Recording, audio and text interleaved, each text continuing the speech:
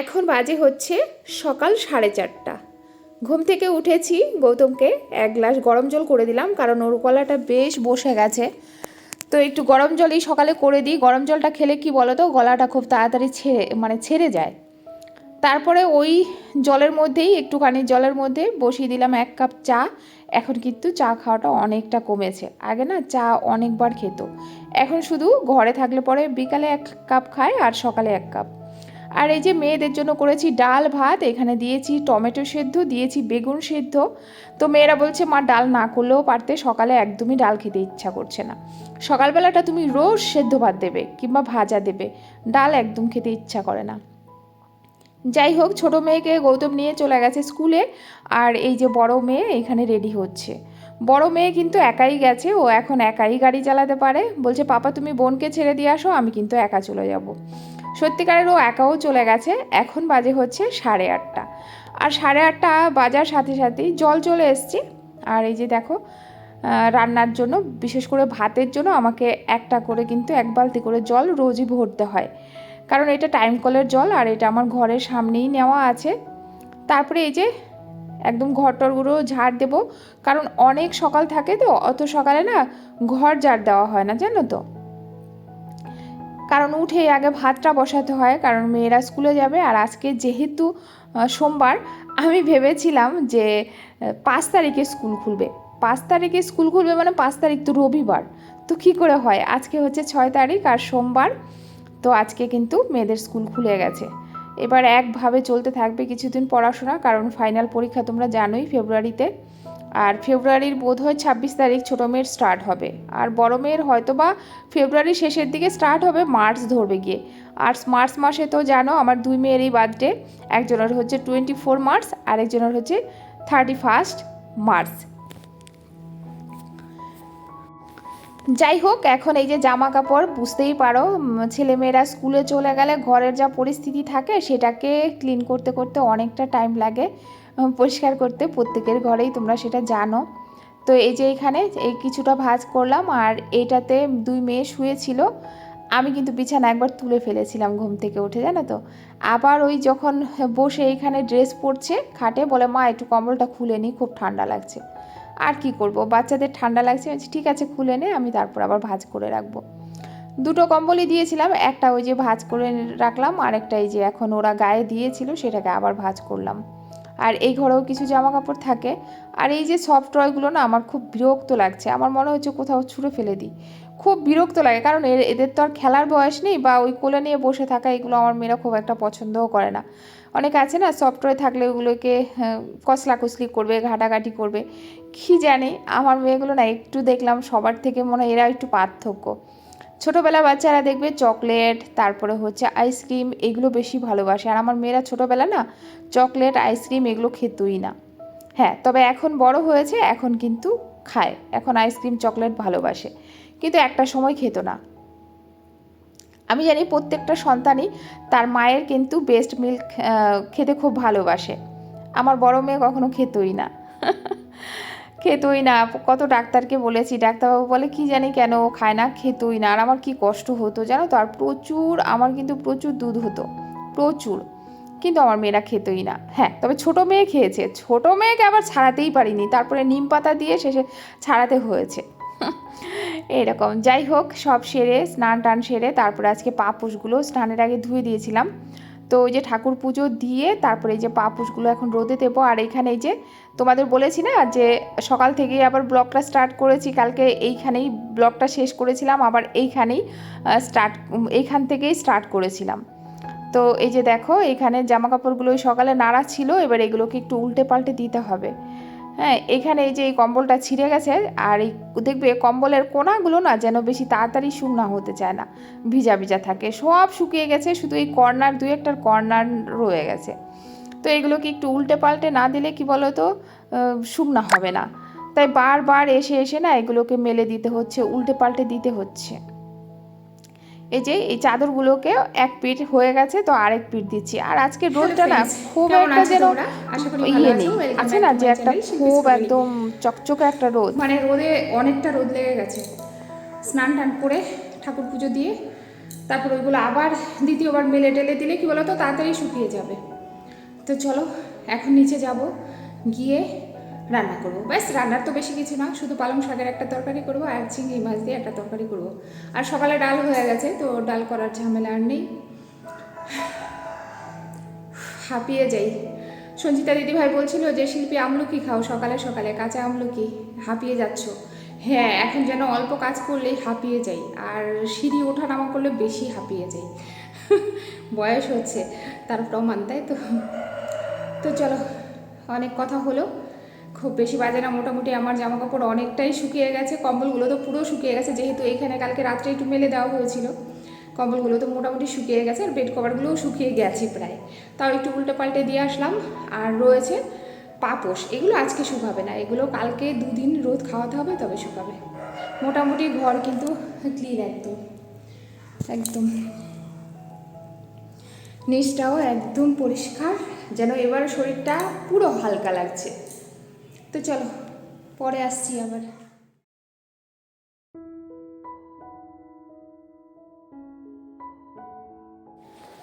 দুদিন থেকে গৌতমকে দিয়েই সকালের চালটা বের করাচ্ছি, কারণ এত সকালে কেন জানি মনে হয় না যে ওই গরম জামাটা খুলে একটা অন্য ঠান্ডা জামা পরি।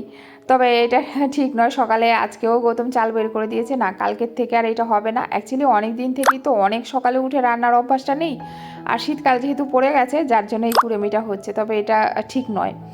কালকের থেকে নিজেই আর কুড়েমি করবো না, চেঞ্জ করে তারপরেই রান্না বসিয়ে দেবো। আর এই যে দেখো, আজকে রান্না করছি হচ্ছে চিংড়ি মাছের খোসা ছাড়াইনি, আজকে একদম কষা কষা করে একটু মাংসর মতো করে চিংড়ি মাছটা রান্না করব। সব সময় একভাবে ভালো লাগে না দেখবে যে কোনো কিছু। তো আজকে চিংড়ি মাছটা রান্না করার পরে মেয়ের যা এক্সপ্রেশনটা ছিল সেটা জাস্ট দেখার মতো, তোমরা দেখতে পারবে দুপুরে যখন খেতে বসবে তখন। মানে মনে হলো যে চিংড়ি মাছের এই তরকারিটা ও যেন এই ফার্স্ট খাচ্ছে, আগে কোনো দিন ওকে খাওয়ানো হয়নি। আর বাচ্চারা দেখবে একটা জিনিস যখন ভালো লাগে তখন বলবে মা এটা আগে কেন করলে না, এর আগে অনেকবার হয়তো তুমি করে খাইয়েছো কিন্তু ভুলে গেছে। তো যদি বলি এই ফার্স্ট খেলে নাকি, এর আগেও তো করেছিলে, এরকম খায়নি তো মা, ভুলে যায়। তো যাই হোক, কী কী দিলাম সেটা, মশলাটা কী কী দিলাম সমস্তটা তোমাদের দেখিয়ে দিয়েছি, আর বলার কিছু নেই। তো একটু গ্রেভি গ্রেভি রাখবো, একটু ঝোল ঝোল রাখবো, ভালো লাগবে খেতে। আর রান্না হবে পালং শাক, আর পালং শাকটা আজকে না একটু বেগুন দিয়ে আর একটু আলু দিয়ে তারপরে করব। একদম শুকনা শুকনা করব না, শুকনা শুকনা করলেও ডালের বড়ি টড়ি দিয়ে বেশ ভালো লাগে, কিন্তু আজকে ওইভাবে করব না, একদম ঢিলা ঢালা করব, এটা কিন্তু আমার কাছে খুব ভালো লাগে। তবে আজকে আমার কাছে নয়, সবাই ঘরে খুবই পছন্দ করেছিল প্রত্যেকটা রান্না। তো যাই হোক, এই যে দেখো হয়ে গেছে আমার চিংড়ি মাছ, একদম মাংসের মতো করে একটু কষা কষা করে রান্না করেছি। তো এবারে ওই যে ইটা করব, ধত কি বলতে কি বলছি দেখো তো। এবারে হচ্ছে পালং শাকটা করব, দেখো একদম একটুখানি তেল দিয়েছি, তার মধ্যে অনেকগুলো কাঁচা লঙ্কা চিড়ে দিয়েছি একটু পেঁয়াজ, তারপর ছোট ছোট করে কেটে রাখা আলু দিলাম, একটু নুন দিলাম, বেশ আলুটাকে একটু ভাজবো, বেশ একটুখানি ভেজে তারপরে কিন্তু এর মধ্যে আমি বেগুনটা অ্যাড করব। বেগুনটা দিয়েও বেশিক্ষণ নাড়াচাড়া করব না, একটুখানি দেবো হলুদ পরিমাণ মতো, হলুদটা আরও কম দিলেও হয়, যে কোনো শাকে হলুদ না দেওয়াই ভালো, তবু আমরা একটু কালারের জন্য, দেখতে ভালো লাগবে না বলে দিয়ে থাকি। আমার তো মনে হয় আমি কোনো পালং শাক বলো যে কোনো শাকে হলুদ না দিলে আরও বেশি টেস্ট হয়। তারপরে আবার দিয়ে দিলাম একটুখানি নুন, নুন দেওয়ার সাথে সাথে তো শুধু আলুটা আর বেগুনটাই দেখা যাচ্ছে, পালং শাক এখান থেকে উধাও হয়ে গেছে, আর একটু পালং শাক দিলে আর একটু ভালো লাগতো। আমি কিন্তু ভালোবাসি, আমার মাও তো করে নিয়ে আসছিল দিদির বাড়িতে, দেখেছো না?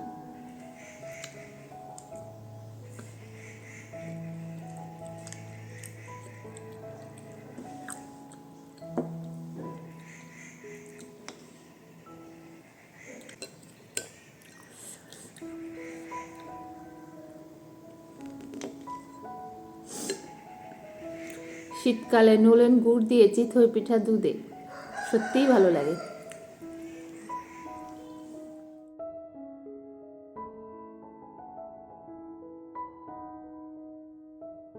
আমি জানি খাওয়ায় অনেকটা লেট হয়ে যাবে, যদিও ভাতও রয়েছে, তবে ওই পিঠাটা বেশ একটুখানি খেলাম, আমার তো বেশ লাগে দুধে পিঠা, খুব পছন্দ করি।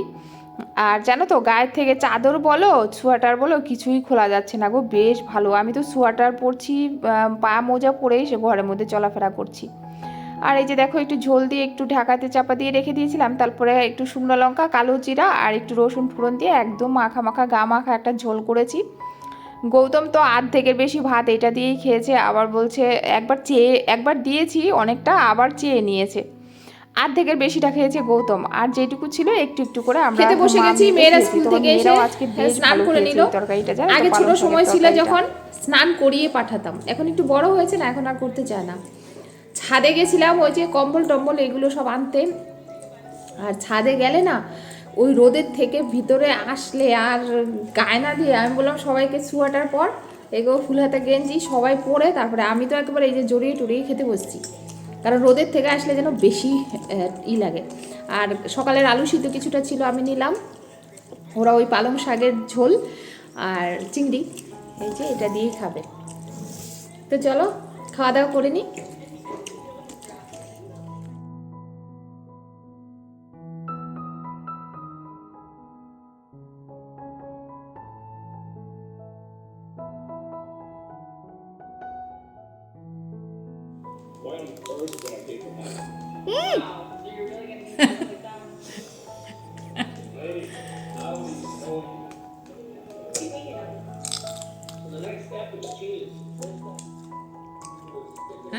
এই জিনিসটা তুমি এতদিন কোথায় রেখেছিলে? বাবা বললো আমার হাত থেকে সিধা গিলু। মানে হ্যাঁ, ওই ছুলে পরে ছিলে দিলে কি বলে তো ওই জুসিলি ভাবটা থাকে না।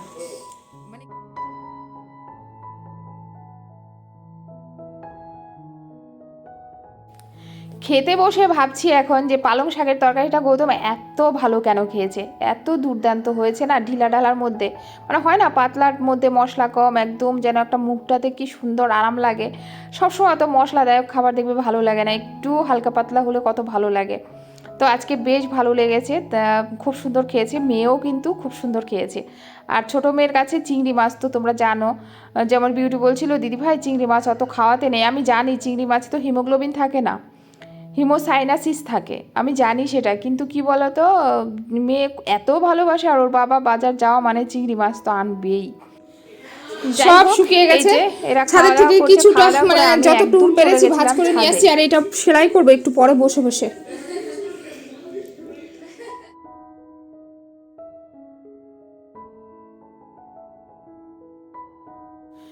মেয়ের আগে ছিল টিউশনির থেকে এসেই আগের থেকেই বলে গেছিলো মা আজকে রাত্রে স্পেশাল কি করবে, আমি বলছি স্পেশাল তো কিছু বুঝি না বাবা, তবে হ্যাঁ চিকেন রয়েছে, দেখি চিকেন দিয়ে কিছু একটা আইটেম করতে পারি কিনা।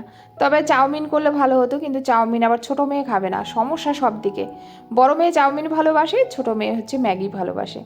তো ভাবলাম ম্যাগি দিয়েই না হয় একটা আইটেম করা যাক, সবাই মিলে খাওয়া যাবে।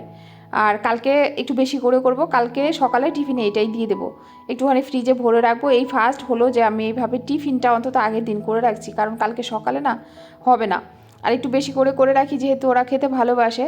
তো আমি একটু ফুলকপি কুচিয়ে নিলাম একটু আলু কুচিয়ে, একটা টমেটো কুচিয়ে নিলাম, অনেকগুলো পেঁয়াজও নেব, একটু রসুন, একটু কাঁচা লঙ্কা, সব কিছু কুচিয়ে নেব। আর একটু অন্য টাইপের করার চেষ্টা করব ম্যাগিটা, খেতে খুব ভালো হয়, এর আগেও করেছিলাম তোমরা দেখেছো। আর চিকেনের কিছু পিস নেব, সেটাকে খুব সুন্দর করে ছোট ছোট টুকরো করে কেটে নেব। তো সমস্ত কিছু এইটা আমার খুব সুবিধা হয়েছে, ওই বাড়ির থেকেই টাইলসটা নিয়ে এসেছি। আর এই যে নিচে যে ইটা দেখতে পাচ্ছ ফুটফেট যেটা, সেটা গ্রিন কালারের, সেটা আমি এর আগেই কিনে এনেছিলাম। ব্যালকনিতে একটা রেখেছি, আর একটা ভেবেছিলাম রান্নাঘরের জানলাতে রাখবো, তবে রান্নাঘরের জানলায় কাটতে হবে অনেকটা, কেটে তারপর রাখতে হবে।